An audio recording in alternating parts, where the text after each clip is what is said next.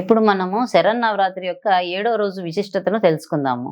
మనకి 2025 సంవత్సరంలో శరన్నవరాత్రి యొక్క ఏడవ రోజు సెప్టెంబర్ 28 తారీఖు ఆదివారము షష్ఠి తిథిగా వచ్చింది. ఈరోజు ఉత్తరాదిన దుర్గాదేవిని కాత్యాయని దేవిగా భావించి పూజిస్తారు.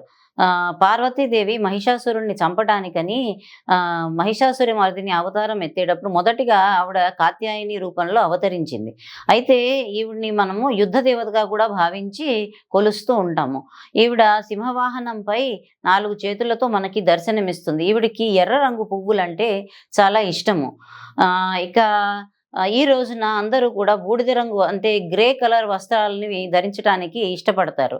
మన తెలుగునాట ఈ రోజున దుర్గాదేవిని చండీదేవిగా మనము మహాచండిగా అలంకరిస్తాము.